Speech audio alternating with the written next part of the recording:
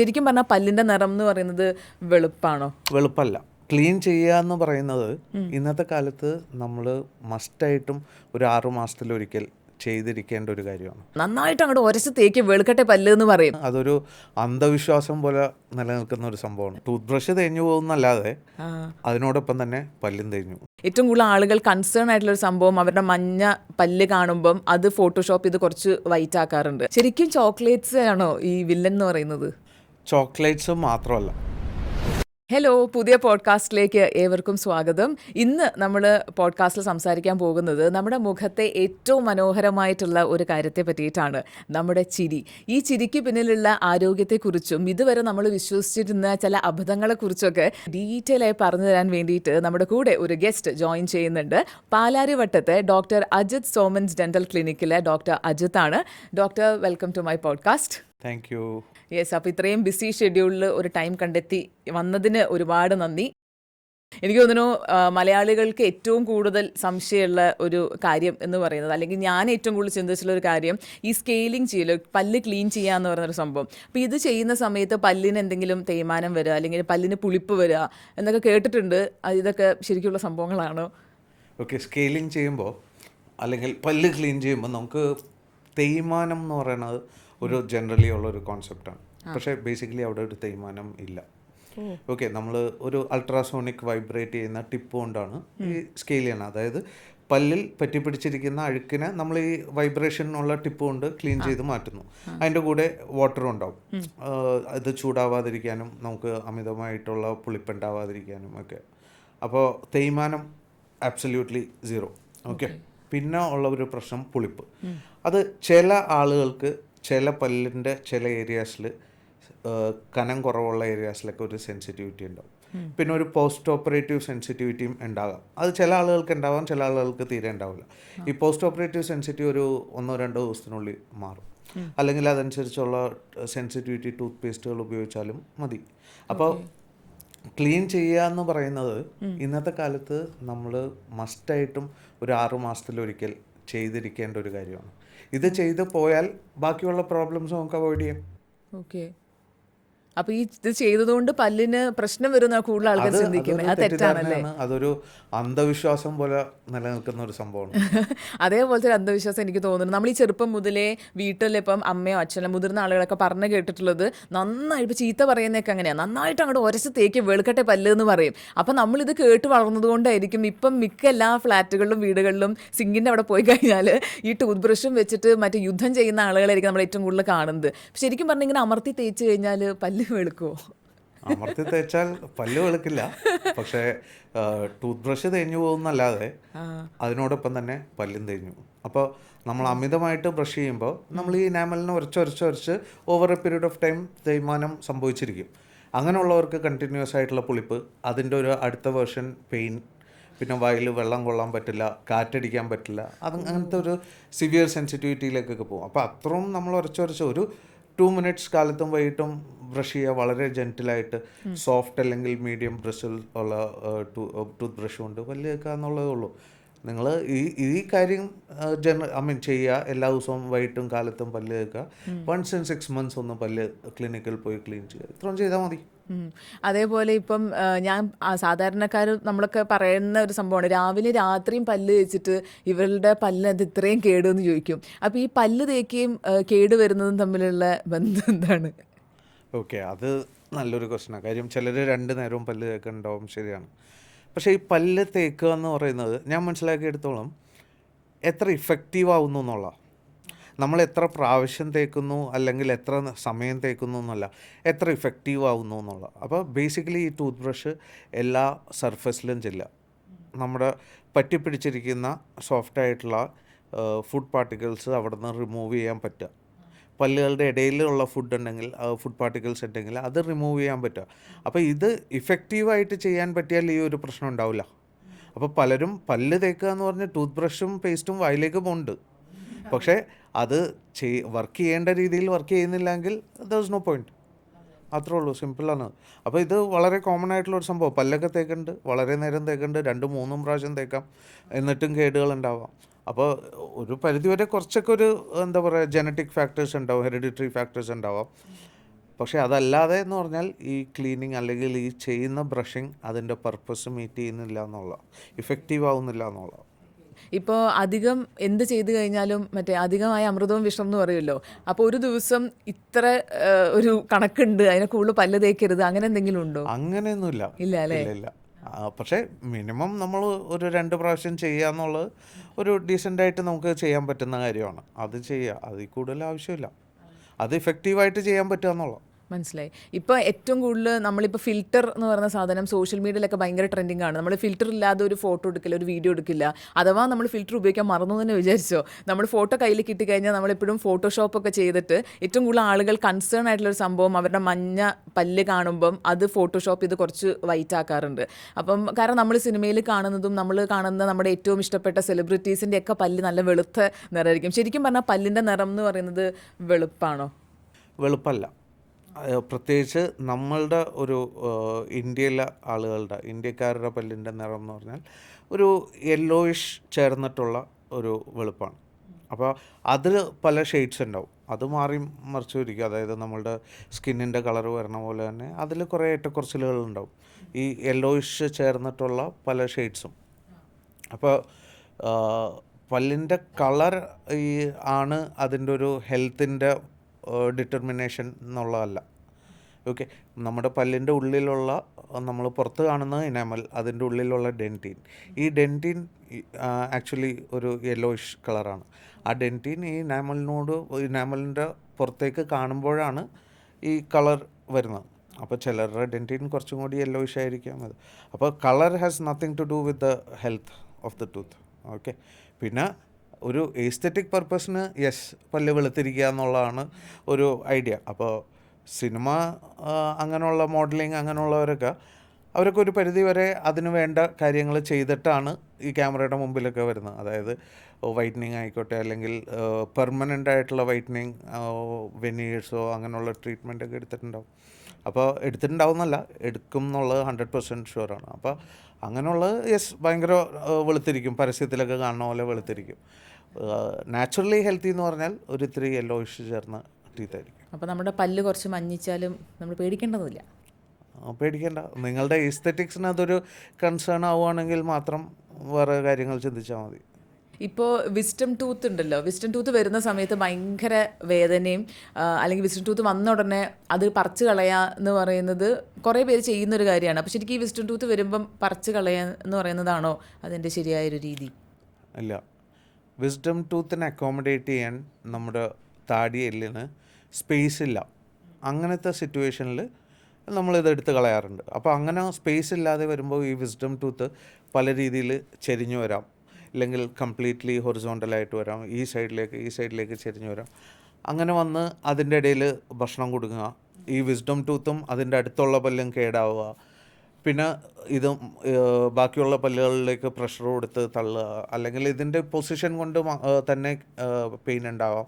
അപ്പോൾ ഇങ്ങനെയുള്ള അവസരങ്ങളിൽ നമ്മൾ എടുത്തു കൊടുക്കും. അല്ലാന്നുണ്ടെങ്കിൽ വിസ്ഡം ടൂത്ത് എടുക്കേണ്ട ആവശ്യമില്ല. ചില ആൾക്കാർക്ക് വിസ്ഡം ടൂത്ത് പ്രോപ്പർലി ഇറപ്റ്റ് ചെയ്ത് നല്ല ഫങ്ഷണലായിരിക്കും, അങ്ങനെയുള്ളത് ഡെഫിനറ്റ്ലി എടുക്കാൻ പാടില്ല. ഓക്കെ. ഇപ്പോൾ ഏറ്റവും കൂടുതൽ ആളുകൾ പറയാൻ മടിക്കുന്നൊരു സംഭവമാണ് ഈ വായനാറ്റം എന്ന് പറയുന്നത്. അപ്പോൾ ഈ ബാഡ് ബ്രെത്തിന് മെജോറിറ്റി ആളുകളും ചെയ്യുന്നൊരു സാധനം ഈ മൗത്ത് വാഷ് ഇഷ്ടംപോലെ നമുക്കിപ്പം മാർക്കറ്റിൽ അവൈലബിൾ ആണ്, അത് ഉപയോഗിക്കുക എന്നുള്ളതാണ്. ശരിക്കും അതാണോ അതിൻ്റെ ശരിയായ രീതി എന്ന് പറയുന്നത്? ശരിയായ രീതി എന്ന് പറഞ്ഞാൽ നമ്മൾ ഈ വായുനാറ്റം അല്ലെങ്കിൽ ബാഡ് ബ്രെത്ത് അതിൻ്റെ കോസ് കണ്ടുപിടിക്കുക എന്നുള്ളത്. എന്തുകൊണ്ട് ഇതുണ്ടാവുന്നു? ഓക്കെ, അപ്പോൾ പല കാരണങ്ങൾ കൊണ്ടുണ്ടാവും. വായിലുള്ള അഴുക്ക് കൊണ്ടുണ്ടാവാം, അതായത് പല്ലിൻ്റെ ഇടയിലും മോണയുടെ ഇടയിലും പറ്റിപ്പിടിച്ചിരിക്കുന്ന അഴുക്കുകൾ, നമ്മൾ പ്ലാക്ക് കാൽക്കുലസ് എന്നൊക്കെ പറയും ഇത്.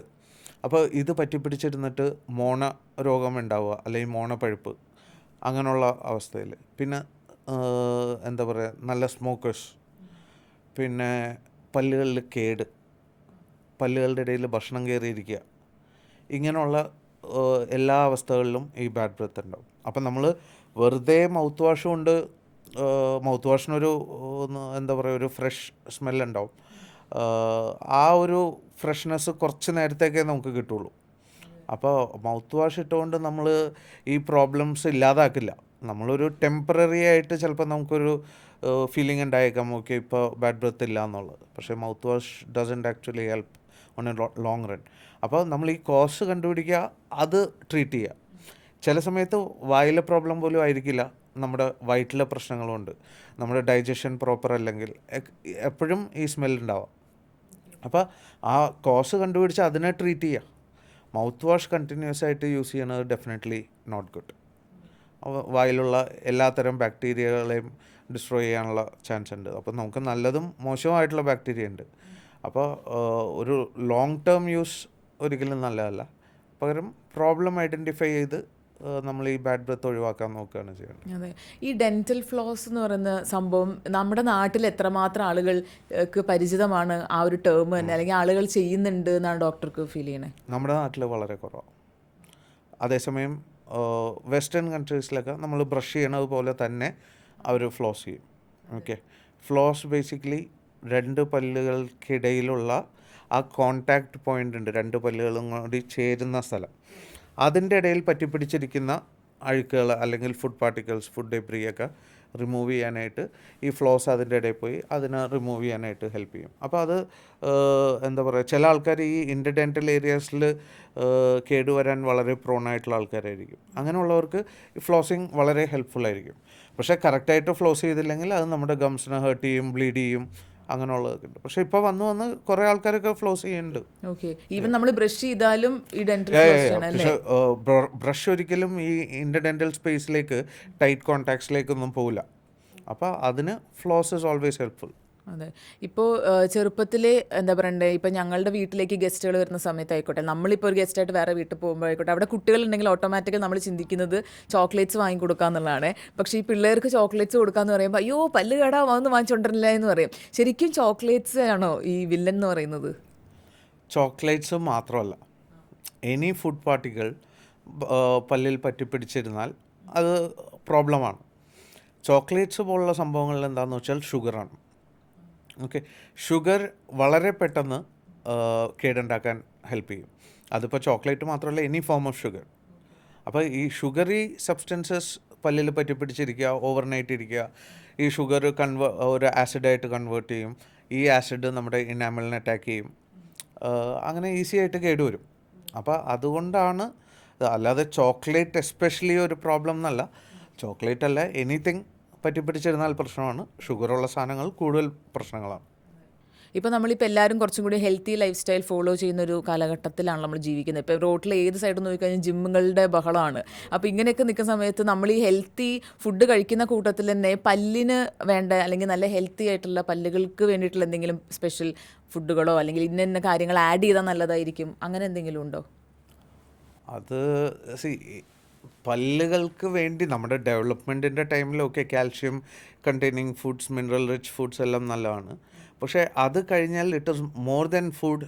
നമ്മൾ കഴിക്കുന്ന എന്ത് സാധനവും മൗത്തിൽ നിന്ന് പോവുക അല്ലെങ്കിൽ ക്ലീൻ ചെയ്ത് കളയാൻ പറ്റുക എന്നുള്ളതാണ് ഏറ്റവും ഇത്. അപ്പോൾ കഴിക്കുന്ന ഫുഡ് ആക്ച്വലി നമ്മളുടെ ഒരു അഡൽട്ട്ഹുഡൊക്കെ കഴിഞ്ഞ് കഴിഞ്ഞാൽ എന്താ പറയുക, കൂടുതൽ ആസിഡിക് ആയിട്ടുള്ള ഷുഗറി ആയിട്ടുള്ള സാധനങ്ങൾ ഡെഫിനറ്റ്ലി അവോയ്ഡ് ചെയ്യുക. അതിപ്പോൾ പല്ലിൻ്റെ മാത്രമല്ല, ജനറൽ ഹെൽത്തിനാണെങ്കിലും.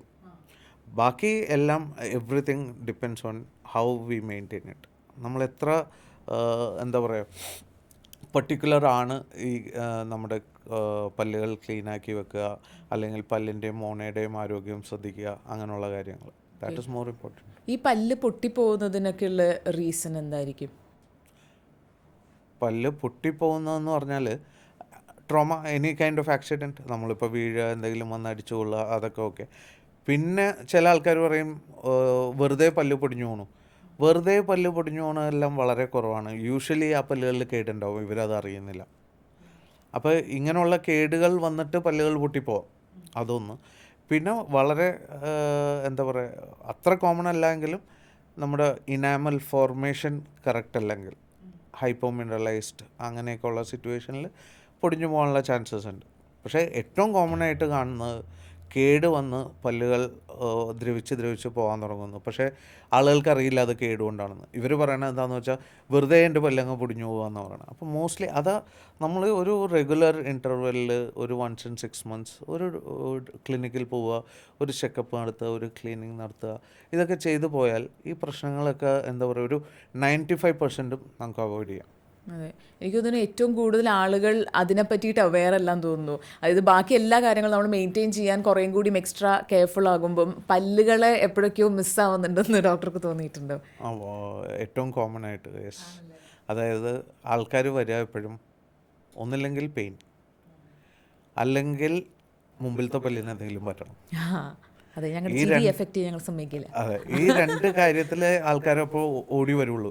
ബാക്കി ഒന്നും എമർജൻസി അല്ല, പ്രയോറിറ്റിയും അല്ല മോസ്റ്റ് ഓഫ് ദ ടൈംസ്. അപ്പോൾ വേദന സ്റ്റാർട്ട് ചെയ്യുമ്പോൾ ഒരു പരിധിവരെ കുറേ ഹോം റെമഡീസൊക്കെ ട്രൈ ചെയ്യും. അതിൽ നിൽക്കണില്ല എന്ന് കാണുമ്പോൾ വരും. അല്ലെങ്കിൽ മുമ്പിലെ പല്ലുകൾക്ക് എന്തെങ്കിലും വരും. പുറകിലെ പല്ലുകൾ ഇപ്പോൾ ഒടിഞ്ഞു പോവുകയോ പൊട്ടിപ്പോവുകയോ ചെയ്താൽ മാക്സിമം എന്താ പറയുക, പോട്ടെ എനിക്ക് പെയിനൊന്നും ഇല്ലല്ലോ, ഇതാരും കാണാനും പോകുന്നില്ല. അപ്പോൾ ഇതാണൊരു ജനറൽ ട്രെൻഡ്. അതെ, ഇപ്പോൾ നമ്മുടെ നാട്ടിൽ സാധാരണ ഈ കമ്പി ഇടുമല്ലോ, ആ സംഭവം നമ്മൾ പണ്ടൊക്കെ കുറേ കണ്ടിട്ടുണ്ട്. അത് ഇടുന്ന ആൾക്കാരെ പെട്ടെന്ന് നമുക്ക് മനസ്സിലാവും ചെയ്യും. കാരണം അവർക്ക് വായ തുറക്കാൻ ഇഷ്ടമില്ല, അല്ലെങ്കിൽ ഫോട്ടോ എടുക്കുമ്പോൾ അവർ ചിരിക്കില്ല. പിന്നെ അവർ ഭക്ഷണം കഴിക്കുമ്പോഴും അവർ ചിലപ്പോൾ ഇങ്ങനെ കവർ ചെയ്തിട്ടൊക്കെ ആയിരിക്കും കഴിക്കുക. അങ്ങനെ ഭയങ്കര ബുദ്ധിമുട്ട് അവർ ഫേസ് നമ്മൾ കാണും. പക്ഷേ ഇപ്പം എന്ന് വെച്ച് കഴിഞ്ഞാൽ കുറേയും കൂടിയും ഈ ഒരു ഇൻവിസലൈനൊക്കെ വന്നതിന് ശേഷം അത്തരത്തിലുള്ള ആളുകളെ നമ്മൾ കാണുന്നതും കുറഞ്ഞു. കുറേ പേര് ഇൻവിസലൈനിലേക്ക് വരികയും ചെയ്യുന്നുണ്ട്. ഇപ്പോൾ എനിക്ക് ഈ ധൈര്യത്തോടെ പറയാൻ പറ്റുന്നത്, ഞാൻ ഡോക്ടറുടെ പേഷ്യൻ്റാണ്. എൻ്റെ പല്ല് ഫ്രണ്ടത്തെ ത്രികോണിയായിരുന്നു. അപ്പോൾ അത് മാറ്റിയത് ഇൻവിസലൈൻ വെച്ചിട്ടാണ്. അപ്പോൾ എല്ലാ പല്ലുകൾക്കും ഇൻവിസലൈൻ വർക്ക് ആവോ? എല്ലാ സിറ്റുവേഷനിലും ഇൻവിസലൈൻ വർക്കാവില്ല. അപ്പോൾ ചില സിറ്റുവേഷനിൽ നമ്മൾ ബ്രേസസ് തന്നെ ഇടണം. പിന്നെ ഡെഫിനറ്റ്ലി അവിടെ ഒരു കോസ്റ്റിൻ്റെ ഫാക്ടറുണ്ട്. അഡ്വാൻറ്റേജസ് നമുക്ക് ബ്രേസസിൽ ഇൻവിസലൈനിൽ കുറേ അഡ്വാൻറ്റേജസ് ഉണ്ട്. കാര്യം നേരത്തെ പറഞ്ഞ പോലെ ഒരു കോൺഫിഡൻസിൻ്റെ ഇതോ അല്ലെങ്കിൽ ചിരിക്കുമ്പോൾ കാണുന്നതോ അതെല്ലാം ഇതിൽ ഇല്ല. ഫുഡ് റെസ്ട്രിക്ഷൻസ് ഇല്ല. ഇത് മാറ്റി വെച്ച് എന്ത് വേണമെങ്കിലും കഴിക്കാം, അത് കഴിഞ്ഞിട്ട് തിരിച്ചു വെക്കാം. പിന്നെ എവിടെയെങ്കിലും നമ്മൾ പോവുകയാണെങ്കിൽ, ഒരു ഫങ്ഷനൊക്കെ പോവുകയാണെങ്കിൽ ഇതിട്ടുണ്ടെന്ന് ആരും അറിയാനും പോണില്ല. അപ്പോൾ അങ്ങനത്തെ ഒരുപാട് അഡ്വാൻറ്റേജസ് ഉണ്ട്. പിന്നെ യൂഷ്വൽ ബ്രേസസ് ട്രീറ്റ്മെൻറ്റ് ചെയ്യുമ്പോൾ എടുക്കുന്ന സമയം ഇതിൽ വേണ്ട. അപ്പോൾ യെസ്, അങ്ങനെ കുറേ അഡ്വാൻറ്റേജസ് ഉണ്ട്. പക്ഷേ കോസ്റ്റും കൂടുതലാണ് കമ്പയർഡ് ടു ബ്രേസസിലേക്ക് വരുമ്പോൾ അതിൽ നമുക്ക് ഒരുപാട് കാര്യങ്ങൾ ചെയ്യാൻ പറ്റും. കോംപ്ലെക്സിറ്റീസ് ഒരുപാട് ട്രീറ്റ് ചെയ്യാൻ പറ്റുന്നത് ബ്രേസസ് കൊണ്ടാണ്. പിന്നെ cost factor definitely very affordable. അപ്പോൾ രണ്ടിൻ്റേതായ എന്താ പറയുക പ്രോസ് ആൻഡ് കോൺസ് ഉണ്ട്. ഓക്കെ, അപ്പോൾ ഈ ഇൻവിസലൈൻ ഇട്ട് അത് ഫുൾ പ്രശ്നങ്ങളൊക്കെ തീർന്നു. പക്ഷെ പിന്നെ കുറേ കഴിഞ്ഞിട്ട് ഞങ്ങളുടെ പല്ല് പണ്ടത്തെ പോലെ ആയി എന്ന് പറഞ്ഞിട്ടുള്ള കേസസും വരാറുണ്ടോ? അത് ഏറ്റവും കൂടുതൽ കാണുന്നത് ബ്രേസസ് ഇട്ടൊക്കെ കഴിഞ്ഞിട്ട് ഈ റീറ്റൈനേഴ്സ് കറക്റ്റായിട്ട് യൂസ് ചെയ്യാതെ പിന്നെ കുറച്ച് വർഷങ്ങൾ കഴിഞ്ഞിട്ട് പല്ലകന്ന് ആൾക്കാർ ഇഷ്ടം പോലെ വരും. അപ്പോൾ അവർക്ക് രണ്ടാമത് ബ്രേസസ് ഇടാൻ താല്പര്യമില്ല. ബിക്കോസ് അവർ ഓൾറെഡി ആ ഒരു ഇതിലൂടെ പോയത്. അപ്പോൾ അവർക്ക് നമ്മൾ ഇൻവിസലൈൻ അല്ലെങ്കിൽ അതുപോലുള്ള അലൈനേഴ്സ് പറഞ്ഞു കൊടുക്കും. അവർ ചെയ്ത് എൻഡ് ഓഫ് ദ ഡേ ഏത് ഫിക്സഡ് ട്രീറ്റ്മെൻറ്റ് അല്ലെങ്കിൽ ഏത് ഓർത്തഡോണ്ടിക് ട്രീറ്റ്മെൻറ്റ്സ് കഴിഞ്ഞാലും നമ്മളൊരു റീറ്റെയിനർ എന്ന് പറഞ്ഞിട്ടൊരു ഫേസ് ഉണ്ട്. അതിന് റീറ്റെയിനേഴ്സ് യൂസ് ചെയ്തേ പറ്റൂ. അത് ഓരോരുത്തർക്കും ചിലപ്പോൾ ചില ആൾക്കാർക്ക് കുറച്ച് അധികം നാൾ യൂസ് ചെയ്യേണ്ടി വരും എന്നൊക്കെ. അപ്പോൾ ഒരു മോർ ദാൻ 1 year റീറ്റെയിനർ എന്തായാലും യൂസ് ചെയ്യണം. അത് യൂസ് ചെയ്യാതെ വരുമ്പോൾ ഇതേപോലുള്ള മൂവ്മെൻറ്റ്സ് ഉണ്ടാവും. ഓക്കെ, ഇപ്പോൾ ഇൻവിസലൈൻ ഉപയോഗിക്കുന്ന ആളുകൾ ഇപ്പോൾ നമ്മൾ കേൾക്കുന്നുണ്ടെങ്കിൽ അവർ അത് ചെയ്യേണ്ട കുറച്ച് രീതികൾ അല്ലെങ്കിൽ അവർ ഇന്ന കാര്യങ്ങൾ ഫോളോ ചെയ്യണം എന്നുണ്ടെങ്കിൽ മേജറായിട്ട് ഏതൊക്കെ ആയിരിക്കും? മേജർ തിങ് എത്ര മണിക്കൂർ യൂസ് ചെയ്യണം എന്നുള്ളത് ഡെയിലി. അത് ഏറ്റവും കുറഞ്ഞത് ഒരു 20 മണിക്കൂറെങ്കിലും യൂസ് ചെയ്യാതാലേ ഈ പറയുന്ന കുറഞ്ഞ ടൈമിൽ നമുക്ക് ട്രീറ്റ്മെൻറ്റ് കംപ്ലീറ്റ് ചെയ്യാൻ പറ്റുള്ളൂ. അപ്പോൾ ആ ഒരു ഇത് കറക്റ്റായിട്ട് യൂസ് ചെയ്യുക എന്നുള്ളത്. ഇടയ്ക്ക് ഇതിൽ പേഷ്യൻ്റ് കോംപ്ലയൻസ് ആണ് ഇതിൽ ഏറ്റവും വലിയ ഫാക്ടർ. അതായത് ഇത് നിങ്ങൾക്ക് യൂസ് ചെയ്യാം, യൂസ് ചെയ്യാതിരിക്കാം. അപ്പം നമ്മളിത് എത്രത്തോളം കറക്റ്റായിട്ട് യൂസ് ചെയ്യണ്ടോ അതനുസരിച്ചായിരിക്കും ട്രീറ്റ്മെൻറ്റിൻ്റെ ഇഫക്റ്റീവ്നെസ് ഉണ്ടാവുക. അപ്പോൾ ഏറ്റവും ആ ഒരു പ്രോട്ടോക്കോൾസ് പാലിച്ച് പോയി കഴിഞ്ഞാൽ ഏറ്റവും നന്നായിട്ട് എത്രയും പെട്ടെന്ന് ട്രീറ്റ്മെൻറ്റ് കഴിയും. ഓക്കെ. ഇപ്പം ഭക്ഷണം കഴിക്കുമ്പോൾ അത് ഊരി വെച്ചിട്ട് എന്തും കഴിക്കാമെന്ന് പറഞ്ഞല്ലോ. അപ്പോൾ അതേപോലെ ഇപ്പം ജ്യൂസ് അല്ലെങ്കിൽ ചായ ഇങ്ങനത്തെ സംഭവങ്ങളൊക്കെ കുടിക്കുമ്പം കുറേ പേര് ഇൻവിസിലൈൻ ഇട്ടിട്ട് കുടിക്കുന്നത് ഞാൻ കണ്ടിട്ടുണ്ട്. ചിലരത് ഊരി വെച്ചിട്ട് കുടിച്ചിട്ട് പിന്നെ ബ്രഷ് ചെയ്തിട്ടിട്ടുന്ന കണ്ടിട്ടുണ്ട്. ശരിക്കും ഇതിൽ ഏതാണ് അതിൻ്റെ കറക്റ്റ്? ഊരി വെച്ചിട്ട് കുടിക്കുക, അത് കഴിഞ്ഞിട്ട് ക്ലീൻ ചെയ്യാം, അതായത് വായ കഴുകുക, രണ്ടാമത് ഇടുക, അതാണ് ഏറ്റവും ബെസ്റ്റ്. ഇപ്പോൾ നേരത്തെ നമ്മൾ സെലിബ്രിറ്റീസിൻ്റെ വെള്ളപ്പല്ലുകളെ പറഞ്ഞ പോലെ തന്നെ ഇവരുടെ ചിരിയും ഭയങ്കര മെജോറിറ്റി ആളുകൾ നമ്മൾ ഫോട്ടോസ് കാണുമ്പോൾ എന്ത് രസമാണ് ഇവരുടെ ചിരി കാണാൻ നമ്മൾ എപ്പോഴും പറയാറുണ്ട്. അപ്പോൾ ഈ സ്മൈൽ ഡിസൈനിങ് എന്നൊക്കെ ഉള്ളത് കുറച്ച് പേർക്കൊക്കെ അത് എന്താണെന്ന് തന്നെ അറിയുണ്ടാവുള്ളൂ. അപ്പോൾ നമ്മളെപ്പോലെ സാധാരണക്കാർക്കൊക്കെ ഈ സ്മൈൽ ഡിസൈനിങ് ചെയ്യാൻ പറ്റുമോ? എല്ലാവർക്കും ചെയ്യാം. നമ്മളുടെ ചിരി ഭംഗിയാക്കാൻ, ഇപ്പോൾ പല്ലുകളുടെ എന്തെങ്കിലും ഒരു ഡിഫോമിറ്റീസ് അല്ലെങ്കിൽ കളറിൻ്റെ പ്രശ്നമാകാം, അല്ലെങ്കിൽ സ്പേസ്, സൈസ്, അങ്ങനെ കുറച്ച് പൊങ്ങിയതോ അല്ലെങ്കിൽ ഇടംപല്ലുകൾ, അങ്ങനെ പല കാരണങ്ങളുമുണ്ട്. അങ്ങനെയുള്ള ഏത് കാരണവും നമുക്ക് സ്മൈൽ ഡിസൈനിങ്ങിലൂടെ കറക്റ്റ് ചെയ്ത് ഏറ്റവും ചിരിക്കാൻ ഭംഗിയുള്ള പല്ലുകളാക്കി ചെയ്യാം. അതാർക്കും ചെയ്യാവുന്ന ഒരു ഇതാണ്. അതിന് സിനിമയിൽ അഭിനയിക്കണമെന്നോ മോഡലാവണമെന്നൊന്നുമില്ല. ആർക്ക് വേണമെങ്കിലും ചെയ്യാം. അവർക്ക് അതിൻ്റെ ആവശ്യമുണ്ടെന്ന് തോന്നുകയാണെങ്കിൽ ഡെഫിനറ്റ്ലി ചെയ്യാൻ പറ്റും. ഈ സ്മൈൽ ഡിസൈനിങ് ഏകദേശം എത്ര ടൈം എടുക്കും? അത് ഇത് ഏറ്റവും കൂടുതൽ ആൾക്കാർ ചോദിക്കുന്ന ഒരു ചോദ്യമാണ്. എത്ര സമയമെടുക്കും, അല്ലെങ്കിൽ റേറ്റ് എത്രയാണ്? അപ്പോൾ ഇത് നമ്മൾ ബേസിക്കലി ഇതൊരു റീറ്റെയിൽ പ്രോഡക്റ്റ് അല്ല. അതായത് ഇതിന് ഇത്ര രൂപ എന്ന് പറയാനായിട്ട്. ഇത് വെരി കസ്റ്റമൈസ്ഡ് ആയിട്ടുള്ള ട്രീറ്റ്മെൻ്റ് അല്ലേ. അപ്പോൾ ഓരോരുത്തരുടെയും കേസ് ഡിഫറെൻ്റ് ആയിരിക്കും. അതിൽ ചെയ്യേണ്ട ട്രീറ്റ്മെൻറ്റുകൾ വ്യത്യസ്തമായിരിക്കും. അതിൻ്റെ ടൈം ഡ്യൂറേഷൻ ഡിഫറെൻ്റ് ആയിരിക്കും. യൂസ് ചെയ്യുന്ന മെറ്റീരിയൽസ് ഡിഫറെൻ്റ് ആയിരിക്കാം, അല്ലെങ്കിൽ ട്രീറ്റ്മെൻറ്റ് മെത്തേഡ്സ് ഡിഫറെൻ്റ് ആയിരിക്കാം. അപ്പോൾ കോസ്റ്റ് നമുക്ക് ഒരാൾ ഇതിനെത്ര കോസ്റ്റ് എന്ന് ചോദിച്ചാൽ നമുക്ക് പെട്ടെന്ന് പറയാൻ പറ്റില്ല. അത് വിശദമായിട്ടുള്ള ഒരു എക്സാമിനേഷനൊക്കെ കഴിഞ്ഞിട്ട്, ഒരു ഡിസ്കഷനൊക്കെ കഴിഞ്ഞിട്ടായിരിക്കും നമുക്ക് കോസ്റ്റ് പറയാൻ പറ്റുക. അപ്പോൾ കോസ്റ്റ്, ഡ്യൂറേഷൻ, ഇതെല്ലാം ഭയങ്കരമായിട്ട് എന്താ പറയുക, കേസ് ഡിപ്പെൻഡൻ്റാണ്. അപ്പോൾ അത് ചിലത് നമ്മൾ കുറച്ച് നാൾ കമ്പി ഇടാം, അല്ലെങ്കിൽ കുറച്ച് നാൾ അലൈനേഴ്സ് യൂസ് ചെയ്ത് അത് കഴിഞ്ഞിട്ട് നമ്മൾ വല്ല വെനീഴ്സൊക്കെ ചെയ്യാം.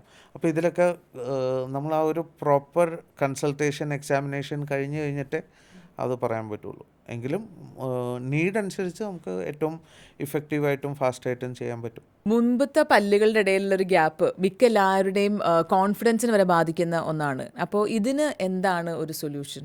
പല്ലുകളുടെ ഇടയിൽ എസ്പെഷ്യലി ചിരിക്കുമ്പോൾ അല്ലെങ്കിൽ സംസാരിക്കുമ്പോൾ കാണുന്ന പല്ലുകളുടെ ഇടയിലുള്ള സ്പേസ് വളരെ കോമൺ ആയിട്ടുള്ളൊരു സംഭവം. അപ്പോൾ ഒരുപാട് പേർക്ക് അത് അവരുടെ എന്താ പറയുക, ലൈഫിനെ തന്നെ എഫക്റ്റ് ചെയ്യുന്നു, അവരുടെ കോൺഫിഡൻസിനെ എഫക്റ്റ് ചെയ്യുന്നു. ശരിയാണ്. എന്നാൽ ഒട്ടുമിക്ക ആൾക്കാരും ഈ ഒരു കൺസേൺ ആയിട്ട് വരുന്നത് എന്താ പറയുക, മടിച്ചിരിക്കുന്നു. അതിന് പല കാരണങ്ങളുണ്ടാവാം. ഒന്ന്, പലർക്കും ചിലപ്പോൾ അറിയില്ലായിരിക്കാം ഇതെല്ലാം ഫിക്സ് ചെയ്യാൻ പറ്റും എന്നുള്ളത്. സെക്കൻഡ്, ഇതെങ്ങനെ ചെയ്യാൻ പറ്റും, എത്ര നാളെടുക്കും, അല്ലെങ്കിൽ ഇതിനെന്ത് കോസ്റ്റാവും. ഇതാണ് സാധാരണ വരുന്ന എൻക്വയറീസിൽ ഏറ്റവും കൂടുതൽ. അപ്പോൾ ഈ ഗ്യാപ്പുകൾ എന്ന് പറഞ്ഞാൽ ഇത് ഏത് ഏജിലും ഉണ്ടാവാം. അപ്പോൾ ഒരു 3-4 ടൈപ്പ് ഓഫ് ട്രീറ്റ്മെൻറ്റ്സ് ഉണ്ട്. നമുക്ക് ഏറ്റവും വളരെ സിമ്പിളായിട്ടുള്ള ഗ്യാപ്പുകളാണെങ്കിൽ നമുക്ക് പല്ലിൻ്റെ അതേ കളറുള്ള മെറ്റീരിയൽ, കോമ്പോസിറ്റ് എന്ന് പറയും, ഈ കോമ്പോസിറ്റ് ബോണ്ടിങ്സ് ഉപയോഗിച്ച് നമുക്ക് ഈസി ആയിട്ട് ഫില്ല് ചെയ്ത് റെഡിയാക്കാം. ഇനി അതല്ല കുറേയും കൂടി ലോങ് ടേം ആയിട്ടുള്ള പെർമനൻറ്റ് സൊല്യൂഷൻസ് വേണമെങ്കിൽ നമുക്ക് ബ്രേസസ് ഇടാം, അല്ലെങ്കിൽ അലൈനേഴ്സ് യൂസ് ചെയ്യാം, വിനീഴ്സ് ഉപയോഗിച്ച് ചെയ്യാം. അപ്പോൾ ഇഷ്ടംപോലെ ഒരു 4-5 മെത്തേഡ് ഓഫ് ട്രീറ്റ്മെൻറ്റ്സ് ഉണ്ട് ഇതിന്. അപ്പോൾ ഓരോ കേസിനും ഏതാണ് ഏറ്റവും അനുയോജ്യമായ ട്രീറ്റ്മെൻറ്റ് എന്നുള്ളത് നമ്മൾ പേഷ്യൻറ്റിനെ കണ്ട് കൺസൾട്ട് ചെയ്ത് എക്സാമിൻ ചെയ്ത് അവരായിട്ട് സംസാരിച്ച് ഡിസ്കസ് ചെയ്ത് ആണ് നമ്മൾ ആ ഒരു ട്രീറ്റ്മെൻറ്റിലേക്ക് എത്തുക. അപ്പോൾ ഒരാൾക്ക് ചെയ്യുന്ന ട്രീറ്റ്മെൻറ്റ് ആയിരിക്കില്ല വേറൊരാൾക്ക്. ഓക്കെ. പക്ഷേ എല്ലാ പ്രോബ്ലത്തിനും നമുക്ക് സൊല്യൂഷൻ ഉണ്ട്. ഏത് ടൈപ്പ് ഓഫ് ട്രീറ്റ്മെൻറ്റ് ആർക്ക് വേണം എന്നുള്ളത് completely dependent on the case. അപ്പോൾ ആ ഒരു പർട്ടിക്കുലർ കേസിന് ചെയ്യുന്നത് ആ ഒരു പർട്ടിക്കുലർ ഇതായിരിക്കും. അപ്പോൾ അത് മാറി വരും. പക്ഷേ എല്ലാത്തിനും നമുക്ക് സൊല്യൂഷൻ ഉണ്ട്. ഇത് ചെയ്ത് ഇവർക്ക് അവരുടെ കോൺഫിഡൻസ് വീണ്ടെടുക്കാം. They can have a beautiful smile. അപ്പോൾ ഈ ഓരോ പ്രൊസീജിയർ അനുസരിച്ച് അതിൻ്റെ റേറ്റും അതിനനുസരിച്ച് മാറിക്കുമല്ലേ? അതായത് ഇത് എന്താ പറയുക, ഒരു വളരെ കോസ്മെറ്റിക് അല്ലെങ്കിൽ ഒരു എസ്തെറ്റിക് പർപ്പസിന് വേണ്ടി ചെയ്യുന്ന ട്രീറ്റ്മെൻറ്റ്സ് ആണ്. അപ്പോൾ ഇതിന് ടൈം, പേഷ്യൻ്റ് കോംപ്ലയൻസ്, കോസ്റ്റ്, ഇതൊക്കെ ഒരു ഫാക്ടറാണ്. ഏറ്റവും കോസ്റ്റ് കുറഞ്ഞ് ചെയ്യാൻ പറ്റുന്ന നമുക്ക് ബ്രേസസ് ഇടുകയെന്നോ അല്ലെങ്കിൽ കോമ്പോസിറ്റ് ബോണ്ടിങ് ഒക്കെ. പക്ഷേ നമുക്ക് കുറേയും കൂടി നന്നാവണം, അല്ലെങ്കിൽ കുറേയും കൂടി ലോങ് ടേം സൊല്യൂഷൻസ് വേണം. അങ്ങനെയൊക്കെ വരുമ്പോൾ നമ്മൾ വേറുള്ള ട്രീറ്റ്മെൻറ്റ് മെത്തേഡ്സിലേക്ക് പോകും. വെനീഴ്സോ അല്ലെങ്കിൽ ചില കേസിൽ ക്രൗൺസോ ഒക്കെ യൂസ് ചെയ്യേണ്ടി വരും. അപ്പോൾ അതിന് നമ്മൾ ചൂസ് ചെയ്യുന്ന മെറ്റീരിയൽസ് ഇതെല്ലാം ഡിപ്പെൻഡൻ്റ് ആണ് കോസ്റ്റ്. ഇപ്പം മിക്ക എല്ലാവരുടെയും ഒരു പേടി സ്വപ്നമാണ് റൂട്ട് കനാൽ എന്ന് പറയുന്നത്. അതിന് റീസൺ വേദനയാണ്. അപ്പോൾ റൂട്ട് കനാൽ പെയിൻഫുൾ ആണോ? റൂട്ട് കനാലിന് ഇപ്പോൾ ശരിക്കും പറഞ്ഞാൽ പണ്ടത്തെ പോലെ ഉള്ള എന്താ പറയുക പെയിനോ കാര്യങ്ങളൊന്നും ഇപ്പോൾ ഇല്ല. ഏറ്റവും പെട്ടെന്ന് ഐഡൻറ്റിഫൈ ചെയ്യുക, ഏറ്റവും പെട്ടെന്ന് ആ വേദന മുഴുവൻ അനുഭവിച്ച് കഴിഞ്ഞ് വന്ന് റൂട്ട് കനാൽ ചെയ്യണതിന് നല്ലത് ഒരു പ്രോബ്ലം അല്ലെങ്കിൽ ചെറിയൊരു പെയിൻ തോന്നി അപ്പോൾ തന്നെ കാണിച്ച് ഇമ്മീഡിയറ്റ്ലി ചെയ്യുക. അപ്പോൾ ഇന്നൊക്കെ റൂട്ട് കനാൽ അത്രയും പെയിൻഫുള്ളായിട്ട് എനിക്ക് തോന്നണില്ല. സിമ്പിളായിട്ട് ട്രീറ്റ് ചെയ്യാവുന്ന ഒരു സംഭവമുള്ളൂ. ഒരു ഇൻഫെക്റ്റഡ് അല്ലാത്ത കേസിൽ നമുക്ക് സിംഗിൾ സിറ്റിങ്ങിൽ തന്നെ ചെയ്യാം, പല പ്രാവശ്യം വരേണ്ട ആവശ്യമില്ല. ഓക്കെ. അപ്പോൾ യൂഷ്വലി ഇപ്പം ആ സിറ്റിംഗ് മാക്സിമം എത്ര വരെ കൂടും? മാക്സിമം എത്ര വരെ പോകുന്നുള്ളത് അവർക്കുള്ള ഇൻഫെക്ഷൻ്റെ സിവിയറിറ്റി അനുസരിച്ചിരിക്കും. അപ്പോൾ അത്ര ഭയങ്കര ഇതൊന്നും അല്ലാന്നുണ്ടെങ്കിൽ നമുക്ക് യൂഷ്വലി 2 സിറ്റിങ്ങിലൊക്കെ തീർക്കാം. ഇനി ഇൻഫെക്റ്റഡ് അല്ലാത്ത കേസുകളിൽ ജസ്റ്റ് പെയിൻ സ്റ്റാർട്ട് ചെയ്തേ ഉള്ളൂ, അങ്ങനെ ഒറ്റ സിറ്റിങ്ങിലും ചെയ്ത് തീർക്കാവുന്നുള്ളൂ. റൂട്ട് കനാലിൽ ഇപ്പോൾ ഒട്ടും ഒരു പെയിൻഫുൾ പ്രൊസീജിയറൊന്നുമല്ല. ഡോക്ടർ, പണ്ടൊക്കെ പല്ല് പോയി കഴിഞ്ഞാൽ അതിപ്പോൾ ഒരു ഒറ്റ പല്ലാണെങ്കിലും കുറേ പല്ലുകളാണെങ്കിലും വെപ്പ് പല്ല് വെക്കുക എന്നുള്ളതായിരുന്നു ഉള്ളൊരു സൊല്യൂഷൻ. ഇപ്പോൾ എനിക്ക് ഓർമ്മയുണ്ട്, എൻ്റെ അച്ഛനൊക്കെ വെപ്പ് പല്ലുണ്ടായിരുന്നു. അപ്പോൾ ഇടയ്ക്ക് പുറത്ത് പോകുമ്പോൾ മാത്രമേ അത് ഇടുള്ളൂ. അത് പിന്നെ ഒരു വെള്ളത്തിൽ മുക്കി വയ്ക്കും. അപ്പോൾ നമ്മളിങ്ങനെ ആ വെള്ളത്തിൽ മുങ്ങി കിടക്കുന്ന വെപ്പ് പല്ല് നോക്കുന്നതൊക്കെ എനിക്കിപ്പോഴും ഓർമ്മയുണ്ട്. അപ്പോൾ ഇപ്പോൾ ടെക്നോളജിയൊക്കെ കുറേ മാറി. അപ്പോൾ ഇപ്പോഴത്തെ ഒരു അവസ്ഥയിൽ ഈ വെപ്പ് പല്ലല്ലാതെ എന്തൊക്കെയാണ് സൊല്യൂഷൻ? ഇപ്പോഴത്തെ ഈ അവസ്ഥയിൽ ഇപ്പോൾ പല വീടുകളിലും പോയാൽ ചിലപ്പോൾ ഇങ്ങനെയുള്ള കാഴ്ചകൾ കണ്ടില്ല എന്ന് വരും. അതായത് എടുക്കുകയും വെക്കുകയും ചെയ്യുന്ന റിമൂവബിൾ ആയിട്ടുള്ള ഡെൻചേഴ്സ് കുറഞ്ഞുകൊണ്ടിരിക്കുക.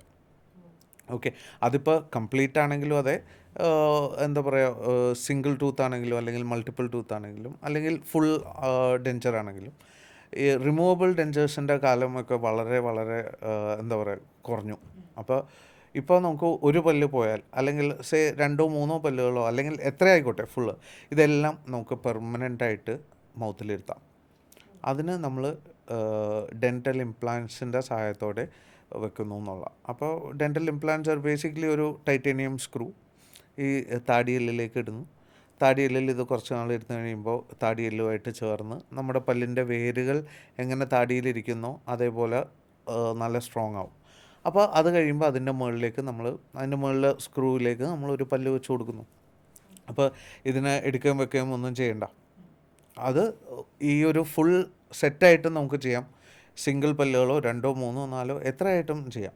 അപ്പോൾ എടുക്കുകയും വെക്കുകയും ചെയ്യേണ്ട, നമ്മുടെ സ്വന്തം പല്ലുകൾ പോലെ തന്നെ താടിയെല്ലിലിരിക്കും.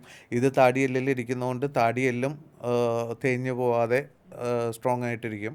നമുക്ക് പല്ലുള്ള ഒരാളായിട്ട് തന്നെ നന്നായിട്ട് എന്ത് ഭക്ഷണവും കഴിക്കാം, അതൊക്കെ ചെയ്യാം. അപ്പോൾ ഭയങ്കരമായിട്ട് അഡ്വാൻസ്ഡ് ആയിട്ടുള്ളൊരു ഫീൽഡാണ് ഡെൻറ്റൽ ഇംപ്ലാന്റോളജി. ഇപ്പോൾ ശരിക്കും ഒരു ഡേ ടു ഡേ നമ്മുടെ പ്രാക്ടീസിൻ്റെ ഭാഗമായി കഴിഞ്ഞു ഇംപ്ലാന്റ്സ്. ഇപ്പോൾ ഒരു പല്ല് പോയി, പക്ഷേ ഒന്നും ചെയ്തില്ല, എന്തെങ്കിലും കുഴപ്പമുണ്ടോ? ഒരു കുഴപ്പമില്ല എന്നും പറയാൻ പറ്റില്ല. അപ്പോൾ നമുക്ക് ഒരു പല്ല് മിസ്സിങ് ആയാൽ over A period of time നമുക്ക് ആ സ്പേസിലേക്ക് അടുത്ത പല്ലുകൾ മൂവ് ചെയ്യും. ഓക്കെ, ഇനിയിപ്പോൾ താഴത്തെ പല്ലാണ് പോയതെങ്കിൽ മുകളിലത്തെ നേരെ ഓപ്പോസിറ്റ് ഇരിക്കുന്ന പല്ല് ആ സ്പേസിലേക്ക് ഇറങ്ങി വരും. അപ്പോൾ ആ സ്പേസിലേക്ക് ഇറങ്ങി വരുമ്പോൾ ഈ ഇറങ്ങി വരുന്ന പല്ലും അതിൻ്റെ തൊട്ടടുത്ത പല്ലുമായിട്ടുള്ള ആ ഒരു കോണ്ടാക്റ്റ് അത് ഡിസ്റപ്റ്റ് ആവും. അപ്പോൾ അവിടെ ഫുഡ് കയറും. ആ ഫുഡ് അവിടെ ഇരുന്നിട്ട് ഈ പല്ലും തൊട്ടടുത്ത പല്ലും കേടാവാം. അപ്പോൾ മൊത്തത്തിൽ നമ്മുടെ ഒരു മൗത്തിലെ പല്ലുകളുടെ ഒരു എന്താ പറയുക പൊസിഷൻ, അതിൻ്റെ ഒരു ഹാർമണി, ഇതെല്ലാം ഡിസ്റപ്റ്റ് ആവും over A period of time. ഇതാരും അറിയില്ല. പേഷ്യൻസ് പലപ്പോഴും ഇതിനെക്കുറിച്ച് അവെയറേ അല്ല. അവർ വിചാരിക്കണം ഓക്കെ ഒരു പല്ലില്ലെങ്കിൽ എനിക്കതുകൊണ്ട് എൻ്റെ ലൈഫിൽ ഒരു ബുദ്ധിമുട്ടും ഇല്ല. പക്ഷേ കുറച്ച് നാൾ കഴിഞ്ഞിട്ട് നോക്കുമ്പോൾ അവിടെ ഇവിടെയൊക്കെ ഗ്യാപ്പുകളായി, ഫുഡ് കയറുന്നു, അല്ലെങ്കിൽ താഴത്തെ മോണയിൽ പല്ല് മുട്ടുന്നു, മുകളിലത്തെ മോണയിൽ മുട്ടുന്നു. അങ്ങനെ ഒരുപാട് പ്രശ്നങ്ങൾ ഒരു പല്ല് നഷ്ടപ്പെട്ടാൽ നമുക്കുണ്ടാവും. പിന്നെ ഇതൊക്കെ ഐഡൻറ്റിഫൈ ചെയ്യുക അല്ലെങ്കിൽ എന്താണ് കാരണം എന്ന് മനസ്സിലാക്കുക, അങ്ങനെയൊക്കെ ചെയ്ത് കഴിയുമ്പോഴാണ് ഇതിൻ്റെ ഒരു ഇമ്പോർട്ടൻസ് മനസ്സിലാവുള്ളൂ. അപ്പോൾ ഡെഫിനറ്റ്ലി ഒരു പല്ല് പോയാൽ റീപ്ലേസ് ചെയ്യുക എന്നുള്ളതാണ് അതിൻ്റെ ഏറ്റവും ബെസ്റ്റ് സൊല്യൂഷൻ. ഇപ്പോൾ നമ്മളെ കേട്ടുകൊണ്ടിരിക്കുന്നവരുടെ അടുത്ത് ഒരു ഇമ്പോർട്ടൻ്റ് ഒരു ഡെൻറ്റൽ ടിപ്പ് പറയാൻ പറഞ്ഞാൽ ഡോക്ടർ എന്തായിരിക്കും പറയാം? ഞാൻ പറയും, visit your dentist once in 6 months, ഒരു ചെക്കപ്പ് നടത്തുക, ഒരു റെഗുലറായിട്ടുള്ള ക്ലീനിങ് നടത്തുക, കുറച്ചും കൂടി പല്ലുകളെയൊക്കെ ശ്രദ്ധിക്കുക, നമ്മുടെ ബേസിക് അവയർനെസ് കൂട്ടുക എന്നുള്ളത്. യെസ്. അപ്പോൾ എന്താണെങ്കിലും വേദന വരാൻ വരെ വെയിറ്റ് ചെയ്യരുതെന്നാണ് ഡോക്ടർ പറയുന്നത്. അപ്പോൾ ഈ ഒരു പോഡ്കാസ്റ്റ് നിങ്ങൾക്ക് ഉപകാരപ്പെട്ടു എന്ന് വിശ്വസിക്കുന്നു. അപ്പം നിങ്ങളുടെ ചിരി റിലേറ്റ് ചെയ്തിട്ടുള്ള എന്ത് പ്രശ്നങ്ങൾക്കും പാലാരിവട്ടത്തുള്ള doctor Ajith Soman's dental clinic പോയി വിസിറ്റ് ചെയ്യാം. ഡോക്ടർ അവിടെ ഉണ്ടാകും. അപ്പോൾ ഈ ഒരു പോഡ്കാസ്റ്റ് നിങ്ങൾക്ക് ഉപകാരപ്പെട്ടിട്ടുണ്ടാവണം. കാരണം കുറേ കാര്യങ്ങൾ നമ്മൾ വിചാരിച്ചതൊന്നുമല്ല സത്യം എന്നുള്ളത് ഡോക്ടർ പറഞ്ഞപ്പോഴാണ് കുറേ കാര്യങ്ങൾ ഞാനും പഠിച്ചത്. അപ്പോൾ പുതിയൊരു എപ്പിസോഡുമായിട്ട് വരാം. Keep listening. This is Parvathy signing of.